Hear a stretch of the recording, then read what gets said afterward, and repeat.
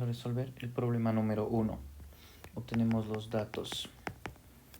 Entonces, tenemos que nos da una rapidez de 3,6 por 10 a la 6 metros sobre segundo. Me da un ángulo de 53,9 grados en la dirección del campo magnético. Ya tenemos aquí una dirección. ¿Sí? Tenemos la magnitud que es 0,2 teslas. Y me dice que está en la dirección del eje Y positivo. Entonces improvisamos aquí el espacio tridimensional de esta manera. ¿Qué tenemos que calcular? Tenemos que calcular la fuerza magnética o la fuerza de Lorentz y la aceleración. Son las dos cosas que nos piden. Entonces nos da un dato, ¿no? Nos dice que el campo magnético tiene esta dirección. ¿Sí? Hay un angulito de 59 grados respecto a este, que podemos llamarle teta. ¿Sí? Entonces, para resolver el literal A, ¿sí?, necesitamos comprender que el módulo de la fuerza magnética se calcula con la ley de Lorentz. F es igual a carga, velocidad, producto vectorial, campo magnético. Ahora, claro, nosotros recordamos las propiedades del producto cruz, donde el módulo es donde el módulo del producto cruz es el módulo de los otros dos vectores por el seno del ángulo formado entre los dos vectores. Entonces vamos a sustituir los valores, porque la carga es de un protón, y si es la carga de un protón es una carga eléctrica fundamental. Entonces la carga eléctrica fundamental en este caso es positiva, es 1,6 por 10 a la menos 19 coulombios, porque es un protón. La velocidad 3,6 por 10 a la 6 metros sobre segundo. La intensidad del campo magnético es 0,2 teslas y seno del ángulo comprendido que es 53,9 grados. Ergo, el módulo de la fuerza lo obtenemos aproximadamente 9,27 por 10 a la menos 14 newton. Respuesta. ¿Sí? Aquí no hay que hacer despejes y simplemente lo que necesitamos fue la ley de Lorentz. Para el literal B, el principio físico que se requiere es que este protoncito, ¿sí?, está sometido a una fuerza. Y esta fuerza en módulo es la misma de Lorentz. Entonces, empleamos la segunda ley de Newton que dice que la masa de la fuerza es la masa por la aceleración. Como están en la misma dirección, utilizamos los módulos y decimos simplemente que el módulo de la aceleración es la fuerza entre la masa. Sustituimos datos con el valor anterior, que encontramos que es 9,27 por 10 a la menos 14 newton, y por la masa de un protón, que es una constante fundamental, que es 1,67 por 10 a la menos 27 kilogramos. De donde se desprende que nuestra aceleración es aproximadamente 5,5 por 10 a la 13 metros a razón de cada segundo al cuadrado. ¿Sí? Eso es para el primer ejercicio. No nos olvidemos que hay que hacer la retroalimentación. Siempre debemos verificar que los principios se cumplan. Luego tenemos que ver que los cálculos que hayamos desarrollado sean los correctos. Problema número 2. Un protón se mueve con la velocidad dada en una región donde el campo magnético tiene un valor que está señalado ahí. ¿Cuál es la magnitud de la fuerza magnética que experimenta esta carga? ¿Qué carga? El protón. Entonces es una carga eléctrica fundamental, idem al problema anterior. Obtenemos los datos del problema 2.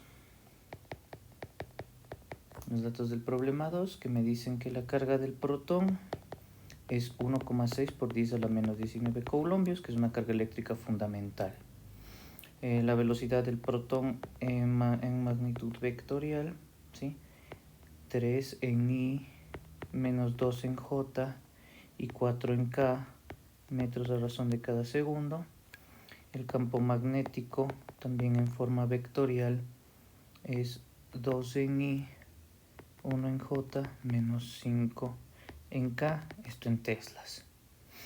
Entonces, la magnitud de la fuerza magnética va a ser mi incógnita.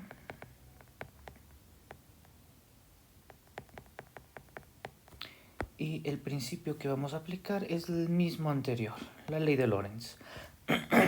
Entonces,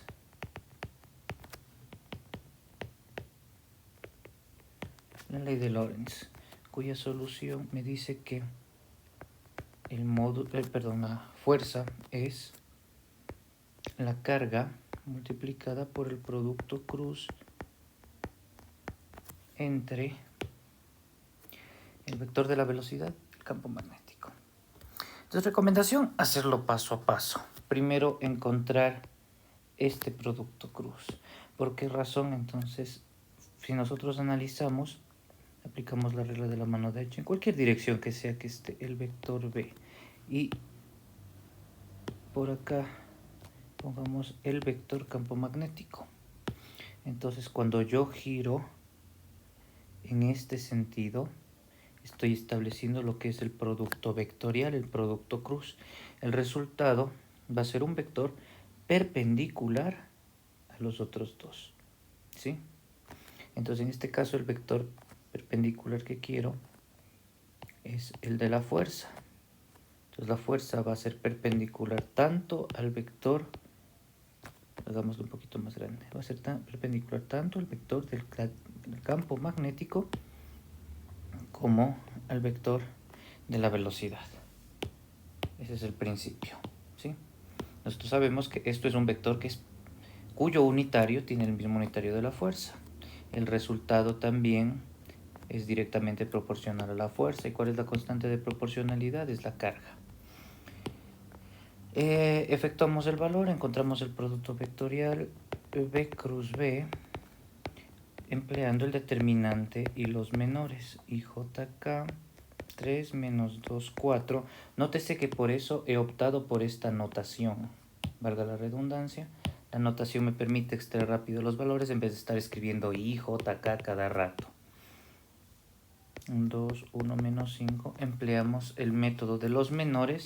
No nos olvidemos que consiste en tachar las coordenadas que son perpendiculares a donde estamos encontrando nuestra solución. Entonces B cruz B va a ser en I.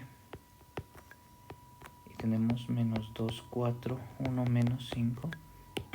Recordamos que en el método de los menores, cuando tratábamos con J,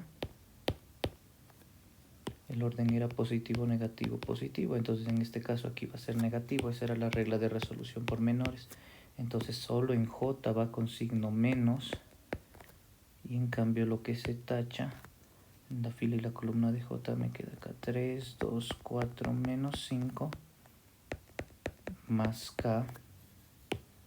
Con el método de los menores implica que me quede este subdeterminante aquí, 3 menos 2, 2, 1. Luego recordamos, diagonales en este sentido son positivas. Y obtenemos el vector B cruz B.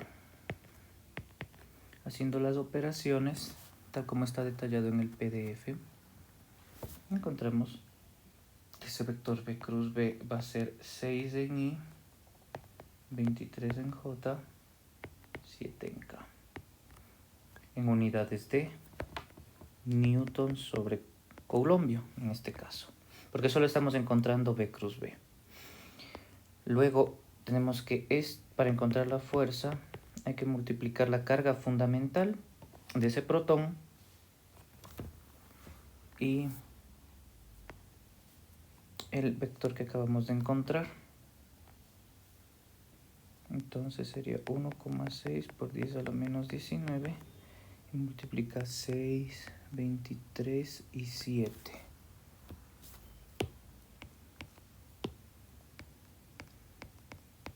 y este sí va a ser un resultado en newtons. Pero recordemos que lo que nos está pidiendo es magnitud. Entonces, para encontrar la magnitud tenemos que, por definición, la magnitud es la norma. Entonces, la fuerza en magnitud es la norma, este vector. Entonces, como nosotros recordamos, una de las propiedades es simplemente, escribo 1,6 por 10 a la menos 19, escribo la raíz de las componentes al cuadrado, de donde el resultado aproximadamente es 3,96 por 10 a la menos 18 newton. Consejo práctico: detén el video y verifica si los cálculos son correctos y compara con lo que está escrito en el PDF donde estaba el enlace de este video. Veamos el problema 3. Dice, un ciclotrón concebido para acelerar protones tiene un radio exterior de 0,35 metros. Los protones son emitidos prácticamente desde el reposo, entonces nuestra velocidad inicial va a ser 0. Por una fuente ubicada en el centro y son acelerados con una diferencia de potencial de 600 voltios cada vez que atraviesan el espacio existente entre las Ds. La forma de la D del ciclotrón, porque las partículas que son aceleradas, nosotros recordemos que tienen que partir y girar. Esa es la idea. Entonces por eso tiene dos Ds. Están aisladas entre los polos de un electroimán de campo 0,8 teslas. Entonces vamos a ir resolviendo el problema.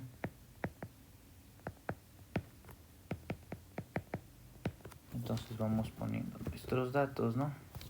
Radio exterior, vamos a llamarle con una letra R. Y era 0,35 metros. Tenemos también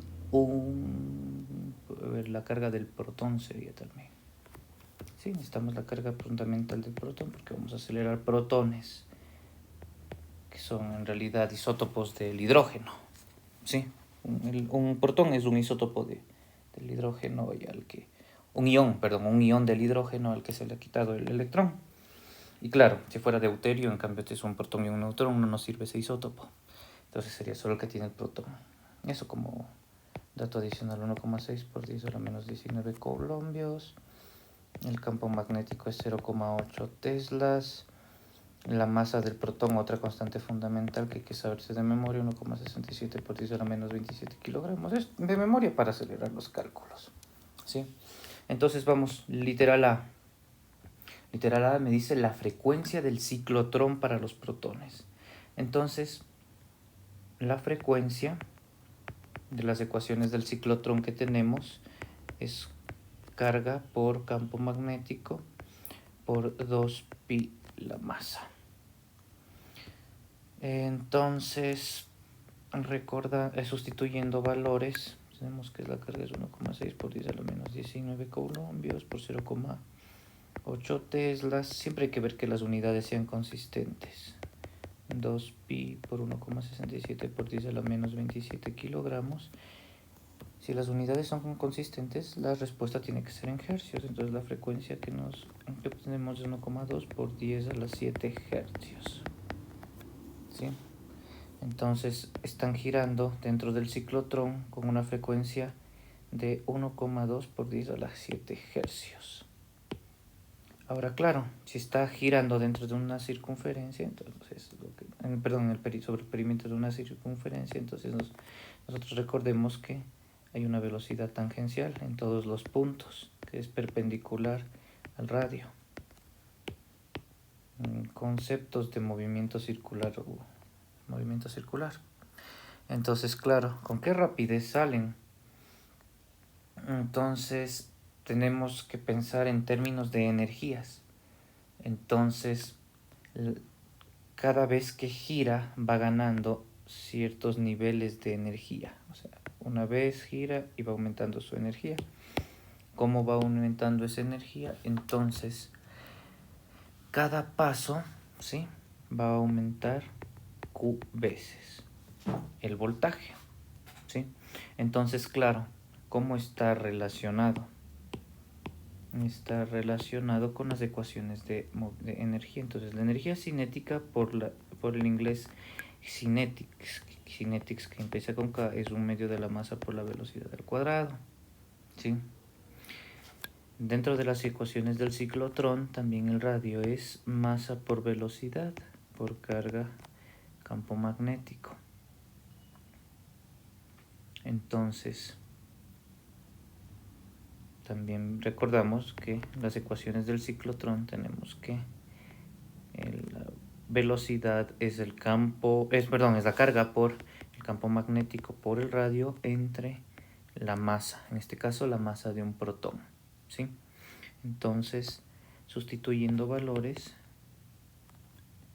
tenemos que la velocidad es 2,68 por 10 a la 7 metros sobre segundo. ¿Sí? Todas estas ecuaciones, estos pasos están detallados en el PDF. La idea de este video es que genere preguntas. ¿Para qué va a generar preguntas? Genera preguntas es al respecto de los conceptos. Por ejemplo, si yo ya sé que me van a evaluar ecuaciones del ciclotrón, hago un formulario que asocie esto, ¿sí? Entonces, ¿por qué les señalé la energía cinética aquí? Porque nos pide la energía cinética máxima. Entonces, ¿cuál va a ser la energía cinética máxima? Va a ser asociada a la máxima velocidad que desarrolle girando. Entonces deja de ser una ecuación de proporciones y es un medio de la masa, la velocidad máxima al cuadrado. Entonces la velocidad máxima que encontramos es acá. ¿Por qué la velocidad máxima? Porque está a la distancia del radio. Entonces no va a variar el radio. Si el radio es constante, las velocidades en módulos van a ser lo mismo. Lo único que cambiaría es la dirección. Sustituyendo valores de los datos que tenemos acá, la energía cinética debe ser aproximadamente 6 por 10 a la menos 13 joules. ¿Sí? Ahora, claro, se necesita hacer la conversión a electronvoltios, entonces no debo olvidarme que un electronvoltio corresponde a 1,6 por 10 a la menos 19 joules. Y nótese, un valor curioso, 1,6 por 10 a la menos 19. ¿Dónde lo vimos? Lo vimos por acá. Un electronvoltio entonces está asociado a la energía de una carga fundamental.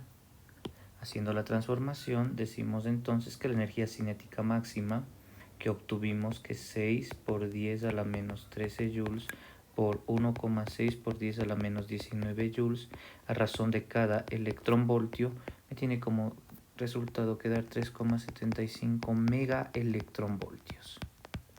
Sustituido. En el literal D nos pide cuántas vueltas ha dado. Entonces no nos olvidemos que el número de revoluciones está relacionado directamente con la energía, ¿sí? E inversamente con la carga y la diferencia de potencial que hay entre las Ds del ciclotrón. Entonces en este caso ya tenemos la energía que fue máxima, porque a partir de esa energía no van a poder dar más vueltas. Entonces es 6 por 10 a la menos 13 joules, 1,6 por 10 a la menos 19 coulombios y por 600 voltios, donde el número de vueltas aproximando al entero es 6250 revoluciones, que es adimensional, ¿no? Pero se ponen revoluciones para que quede claro. Muy bien, y finalmente nos pedí el intervalo de tiempo, entonces no nos olvidemos que el tiempo está relacionado con la frecuencia, porque la frecuencia es en Hertz. Entonces el tiempo es el número de vueltas respecto de la frecuencia con la que he trabajado. De donde tengo que el tiempo es el número de vueltas, que es las 6250 revoluciones, entre los 1,7, 1,22 por 10 a la 7 que encontramos en el literal a 1,22 por 10 a la 7. Y Hertz es 1 sobre segundo. De aquí sale. Entonces el tiempo es 0,512 milisegundos. De esa manera hemos empleado las ecuaciones del ciclotrón para poder resolver un problema de un protón dentro del ciclotrón. Vamos con el ejercicio número 4. Entonces aquí me habla de una figura, pero la figura nomás nos la vamos a tener que imaginar porque no nos han dado. Pero analicemos. Tenemos los datos. me da la magnitud de la velocidad y me pide la magnitud y dirección del campo magnético que hará que el electrón siga en la trayectoria semicircular entre A y B.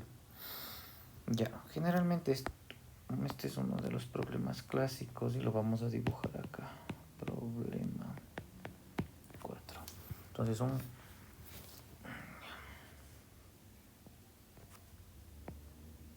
supongamos que esta es la figura A. Entonces entra con una rapidez inicial. Ponemos los datos, ¿no? Datos. Rapidez inicial me dice que es 1,41 por 10 a la 6 metros sobre segundo. Puede ser que tal vez el autor haya pensado en un raíz sobre 2, posiblemente. ¿Sí? Entonces necesitamos a el campo B, campo magnético B, por eso me dice magnitud y dirección. ¿Sí? Que era que el electrón siga la trayectoria semicircular entre el punto A y el punto B. Ah, tiene que haber un campo magnético aquí. ¿Sí? No nos olvidemos cómo acomodar los vectores. F, esta F es Lorentz, QB cruz B. Sí, no me olvido de esta fuerza de Lorentz. Entonces, si la velocidad está en este unitario, el campo magnético debería estar aquí. Probablemente, ya vamos a determinar exactamente. Entonces yo tengo, recordando que el barrido es B cruz B, yo voy a tener un vector perpendicular, que en este caso sería saliendo de la pantalla. Pero como no nos podemos salir de la pantalla, pongámosle que la fuerza sería así. Perpendicular a la velocidad y perpendicular al campo magnético. Ahora, claro, si son completamente perpendiculares, yo puedo, el seno del ángulo entre los dos va a permitirnos, y van a decir cuánto es el seno, es 90. Entonces, si decimos que son perpendiculares como lo estamos proponiendo, F es igual a QB cruz B, pero simplemente va a ser en módulo. ¿Sí? No nos olvidemos, es bastante útil aquí en electromagnetismo acordarnos de las funciones trigonométricas. Cuando es 90 grados o pi medios radianes, el valor máximo es 1. Eso es perpendicularidad, ortogonalidad. ¿Sí? Entonces vamos a resolver. Para un electrón, y bueno, la carga fundamental, que ya debes saber de memoria, es 1,6 por 10 a la menos 19 coulombios, pero con el menos adelante, porque es del electrón, ¿sí? Entonces pongamos, la carga del electrón es una carga eléctrica fundamental negativa. La carga del electrón es menos 1,6 por 10 a la menos 19 coulombios, ¿sí? Listo. Entonces, las fórmulas del las ecuaciones del ciclotrón nos sirven para este caso también. Entonces tenemos un radio. En este caso, por ser circular, por ser semicircular, entonces tenemos una ecuación que cumple. Entonces, el campo magnético está dado por la masa del electrón, la velocidad con la que ingresa a esa trayectoria, la trayectoria AB, sobre, en este caso, el valor de la carga, ¿sí? Y por el radio. Entonces sustituimos los valores. La masa del electrón es muchísimo más pequeña que la del protón y vale 9,11 por 10 a la menos 31 kilogramos, por la velocidad inicial 1,41 por 10 a la 6 metros sobre segundo, entre 1,6 por 10 a la menos 19 coulombios y por 0,1 metros. A esa magnitud sustituimos valores, ingresamos a la calculadora y es 8,02 por 10 a la menos 5 Tesla respuesta. Entonces ahora sí, confirmamos. La dirección del campo magnético es perpendicular al plano del movimiento. Ya, entonces, si dibujamos la trayectoria vista desde otro, tratemos de dibujarla tridimensionalmente. Ya. Este es el plano X o Y, el del piso. Entonces, si la trayectoria, hacia acá, si esto que estoy dibujando en verde es la trayectoria AB, entonces mi campo magnético va a ser perpendicular, o sea, va a ser perpendicular al plano. Contiene la trayectoria donde están A y B. Y en efecto se parece a la predicción que teníamos, ¿sí? Entonces, el campo magnético está en el eje Z, ¿sí? Está en el eje Z, es paralelo al eje Z, ¿sí? Entonces, aplicando la regla de la mano derecha, ¿sí? Si aquí entra una carga para moverse en esta trayectoria, empleando la ley de Lorentz, vamos a obtener que en efecto la dirección del campo magnético es hacia afuera del plano. No nos olvidemos, F es directamente proporcional a B cruz B. Si recuerdo las propiedades del producto vectorial, no voy a tener ningún inconveniente en entender, en este caso, la ley de Lorentz, ¿sí? Entonces, la dirección del campo magnético es perpendicular al plano del movimiento. Este es el movimiento, ¿sí? Y claro, cuando es una partícula negativa, cuando es una partícula negativa, F va a ser en dirección opuesta, menos Q, porque es la carga del electrón, B cruz B. Ya, esta es la parte fundamental. Entonces, si el ejercicio me plantea con un protón, aplico la regla de la mano derecha. Y si es que es un electrón, como es en este caso, hago el mismo análisis, pero la dirección va a ser opuesta. Por eso la dirección está así. En caso contrario, yo hubiera pensado en un campo magnético que sale de la pantalla en este caso. Estos conceptos son importantes porque me permiten a mí dilucidar de mejor manera cómo está presentándose el fenómeno, porque tenemos que recordar que el campo magnético y el campo eléctrico, que es un campo vectorial, son campos vectoriales, un campo que es la deformación del espacio.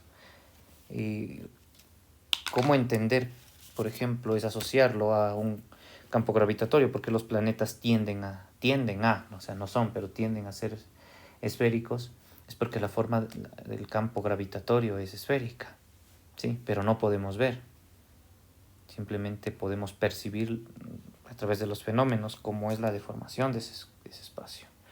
Entonces, para un protón el análisis es el mismo, pero, ojo, cambia, la masa del protón es mucho más grande que la masa del electrón. Entonces ahí la ecuación es la misma, pero sustituyendo los valores, la masa del protón hay que recordar que es 1,67 por 10 a la menos 27 kilogramos, ¿sí? Y claro, mi ecuación va a quedar ahora masa del protón, idem a la de acá. En este caso es masa del protón, velocidad inicial, la que se dispara esa partícula, por la carga del protón. No le pongo valor, bueno, pongámosle valor absoluto, pero sabemos que es positivo, y por el radio. Sustituyendo valores va a ser 1,47 por 10 a la menos 1 Tesla. Entonces va a salir del plano tal como lo predijimos en el anterior. Entonces este va a ser B electrón y este va a ser B protón para el mismo fenómeno, ¿sí? Sale del campo. O sea, en ambos casos pertenece al eje Z bajo la convención cartesiana que hemos utilizado. Hasta ahí el problema número 4. Finalmente, en el problema número 5, tenemos que dice que un alambre de una longitud dada conduce otra corriente dada en una región donde el campo magnético uniforme tiene una magnitud dada. Calcula la magnitud de la fuerza magnética que ejerce sobre el alambre si el ángulo formado por el campo magnético y la corriente es igual a los datos dados. Listo, entonces dibujo mi alambre. Este alambre tiene una longitud, en este caso vamos a llamarle una longitud L. Esta longitud L es 2,8 metros, ¿sí? Y va a conducir una corriente I de 5 amperios. Entonces cuando recorre la corriente lo va abrazando, y cuando lo va abrazando, entonces tenemos que si vemos al alambre y la corriente está saliendo de la pantalla, entonces los campos magnéticos rotatorios van a tener esta naturaleza. Y si fuera al revés, o sea, viendo el alambre de frente, no. Si la corriente entrara, los campos magnéticos en cambio van en la dirección opuesta. ¿Qué ecuaciones gobiernan este fenómeno? En este caso tenemos el de la fuerza magnética. El concepto es que la fuerza magnética es la corriente por el vector debido a la longitud cruz el campo magnético. Muy parecida a Lorentz, ¿no? Entonces hay una relación entre carga y velocidad, y aquí entre corriente. Por definición, la carga eléctrica es, la corriente eléctrica por definición es la derivada. Porque si la función depende del tiempo, entonces tenemos que la corriente es la derivada de la carga respecto al tiempo. Entonces hay una relación. Carga tiene que ver con corriente. Es la relación que tenemos aquí. Entonces, en nuestro sistema, este va a ser el unitario de la longitud, el versor de la longitud. Entonces todo esto va a ser mi vector L mayúscula. Y voy a tener rotante un campo magnético B, al que le vamos a llamar B, que tiene módulo B y un unitario de B. Entonces, como en este caso sabemos que son perpendiculares, en efecto. ¿Por qué razón? Porque si vemos de nuevo el alambre de frente y ponemos una circunferencia y los radios, van a ser perpendiculares a las tangentes. Pero no nos olvidemos que el campo B es tangente. Entonces la ecuación que gobierna este fenómeno se puede escribir como F es igual a I por L por B y por seno del ángulo que forman entre los dos, seno de teta. Entonces ahí va a haber la variación, porque no va a estar fijo el ángulo formado por el campo magnético y la corriente. Va a moverse ese alambre, ¿sí? Entonces la perpendicularidad en el caso aquí es 90 grados cuando el radio es perpendicular al campo magnético. Pero al mover el alambre, ¿sí? Al mover este alambre, se generan diferentes ángulos. Entonces, para el primer caso me dice que θ vale 30 grados.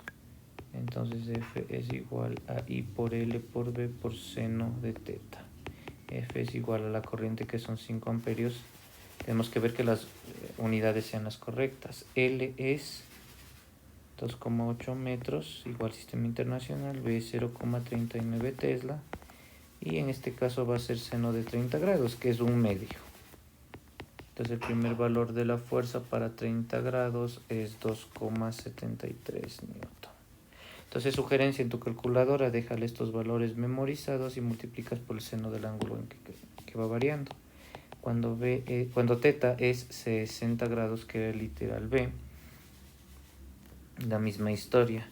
F va a ser 5 amperios por 2,8 metros por 0,39 teslas por seno de 60 grados, que es raíz de 3 entre 2.